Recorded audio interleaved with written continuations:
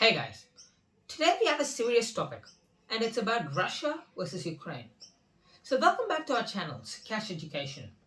Today I'll be telling you guys all about this World War 3 and what will happen. It is gonna happen for sure, but I'll be breaking down what's happened and what will happen over the next few videos. I intend on making at least 2 more videos, so stay tuned.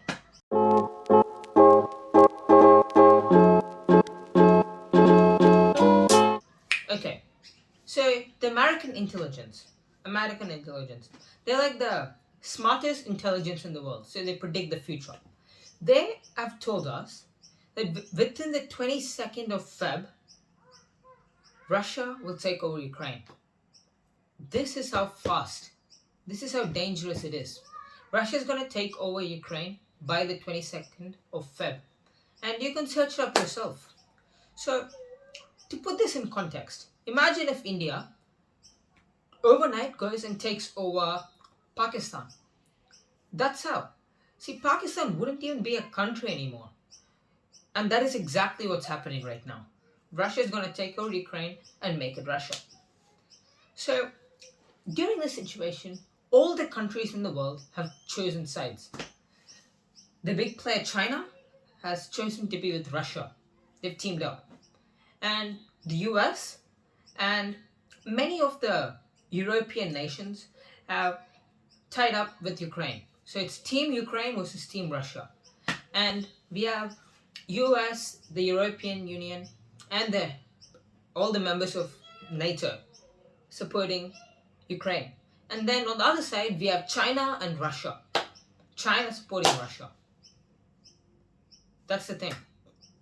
So why has China chosen Russia? Because, see, China hates the US, and we all know that.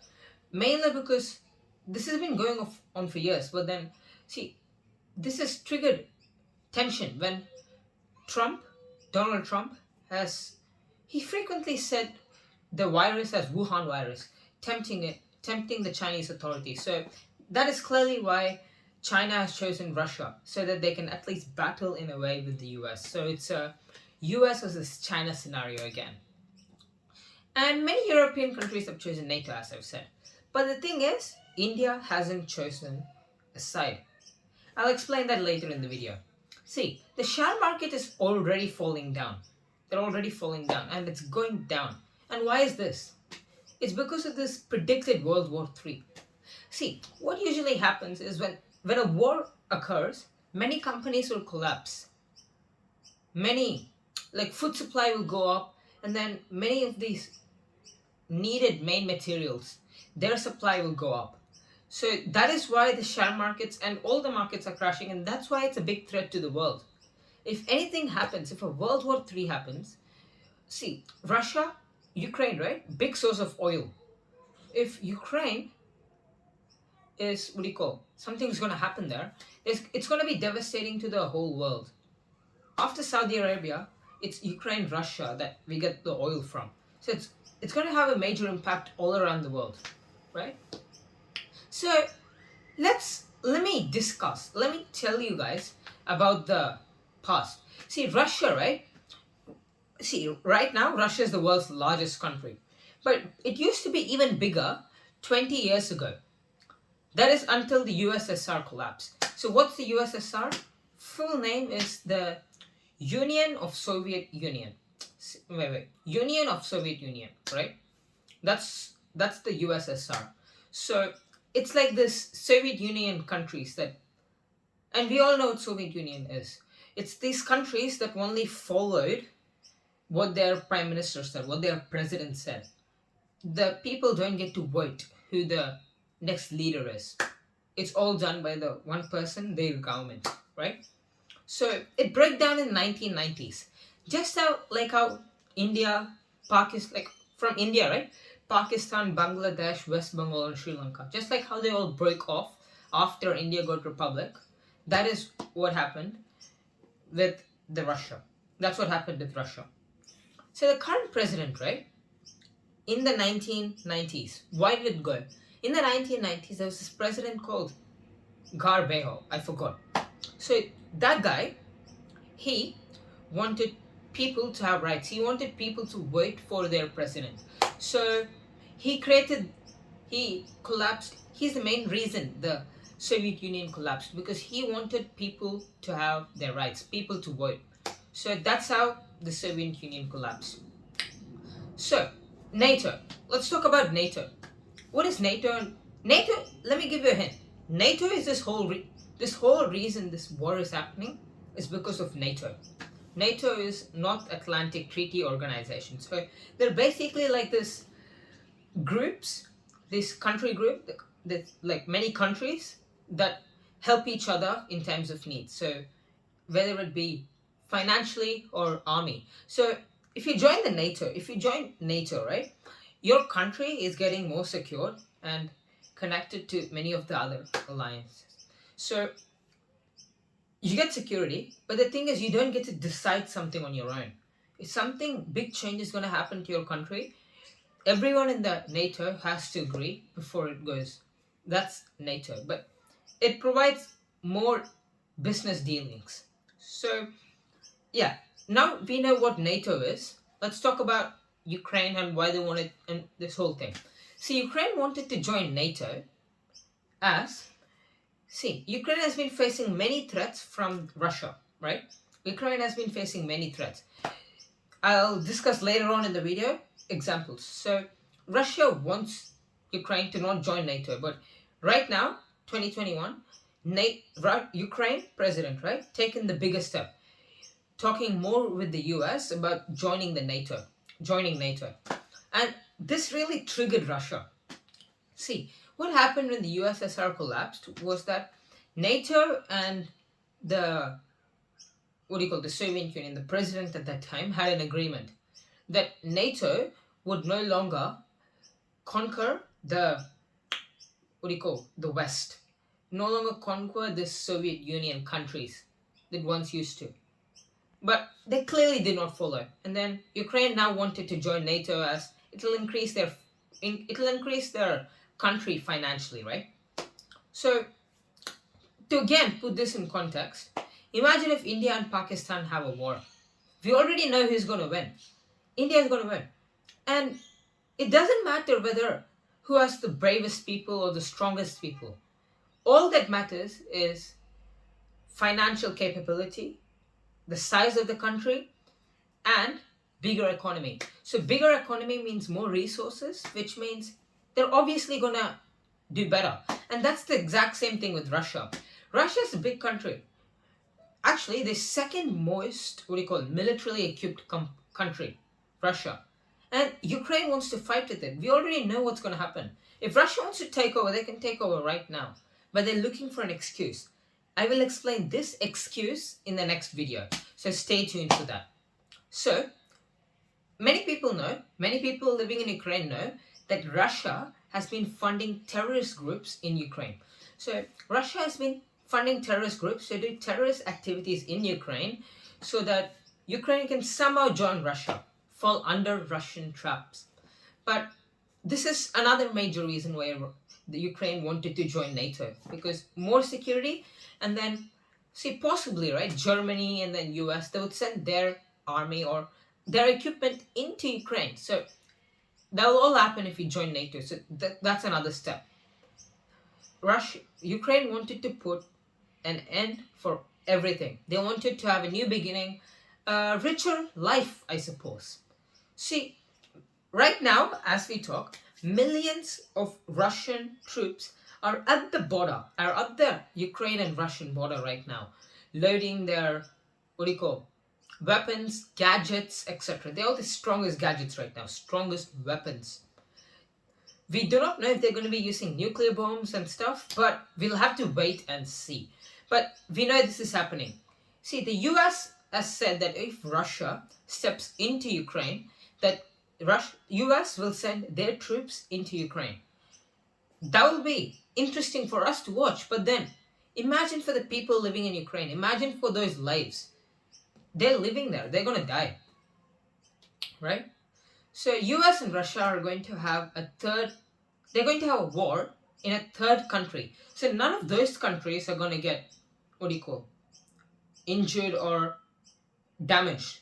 It's Ukraine that's going to get damaged because US is going to come here, Russia's here. They're going to fight in a third country. So really not sure why, but it's very devastating for the people living in Ukraine because imagine if you were living there, right? So Ukraine said that if the only way to control Russia is to stop Russian troops entering Ukraine, if the only way is that they don't join NATO, Russian president said honestly that he won't join NATO. But then Russia's playing the game differently now. See, to understand more about how they're playing differently, on the 12th of Feb, Biden and on the 12th of Feb, right? Sorry, Biden and Vladimir Putin, the Russian president, had a video call, right? There, Vladimir Putin said very openly that he doesn't like NATO coming into and capturing their countries, capturing his allies. He doesn't like that. He mentioned about their agreement, and he's very furious because see they had an agreement, and US is certainly not following that, right? But what did the US say? US has said, Joe Biden said, I will come in. I will come to Ukraine, but we can talk it out. Don't worry, we will talk it out, right? Both of these countries are playing a game. See, another thing is Joe Biden, right? His name is falling rapidly in his country. In US, many people are not trusting Joe Biden, so you're not going to wait for him next time. And that's the same with Mr. Putin. Many people are not trusting him. His name is damaged. It's going rapidly down. And if you notice this interesting thing, whenever a country is being questioned, whenever the authorities are being questioned, they switch the topic to something else. That's what both Biden and Putin are doing. They're switching it into this war. So if Biden wins this war, right, or does something good, his name will go up and he can use that to win his elections. And same with Putin. If he captures, Ukraine, his name will go up and he will get more votes, therefore winning, right? So both these countries are financially down, just to have that in mind. So the American intelligence, right, as I said earlier, they're the smartest intelligence in the world. They said that by the 20th, yes, they said by the 20th, Russian troops will invade Ukraine. But I don't think that's going to happen. So that's why further from them, like yesterday, they said it's 22nd. So that's why I said 22nd in the start, right? See, and then all the governments, right? All the countries' governments, like Indian government, they're calling back people, like Indians in Ukraine. They're telling them to come back. Australian, right? Australian people in Ukraine, the Australian government's calling them back. And you clearly know what's going to happen. Afghanistan faced a situation like this. Many countries call their people in. And why? War. Simple as that. Something's bad's going to happen, so they want the people of their country to be safe, the government, so that their name doesn't get spoiled. So these are hints that we know that the war's going to happen. The question is when. That's the only question, right? See, another interesting thing to know is that India is in a very, very awkward situation, critical situation right now. Why? Because they haven't chosen a side yet. They haven't chosen a side. And everybody should get this wrong, but look at this. India has two friends, two best friends. That is Russia and US. And they have one enemy. That's China. They hate China. China hates them. And I guess many people know that already, but India's best friends are Russia and US. See, Russia's helped India in its army, financially, both in the past. They have been doing it. But US has come recently. Many of the Indian people work in US. Many business deals are happening between the US and India. So it's a really tough situation to choose a person, to choose a side, because both of these are things. See, if India chooses Russia, right, then the US will feel sad. And if India chooses Russia, sorry guys, I'm getting confused. If Russia chooses US, Russia will get, If India chooses Russia, US will get sad. And if India chooses US, Russia will get sad. And India doesn't want to choose Russia. Why? Because China is with Russia and they don't want China at all, right? That's what. So India hasn't still chosen a side yet. So what do you think you'll do in this type of a situation? If you have to choose one person, whether your best friend who's helped you in the past or a friend who's going to help you in the future. Think about it and let me know down in the comments. And then let me talk about the terrorist activities in Russia. In Ukraine. How Russian government is funding these terrorists to create riots in Ukraine. Yeah. Many of you would have heard of the MH17. See, in 2014, Russian terrorists went into Ukraine and they blasted this cannon, I guess, and they actually hit this passenger flight carrying 290 people and 15 crew members. All of them died because it was a bomb, an atomic bomb, sent in a missile to hit the passenger plane. See, what has this done?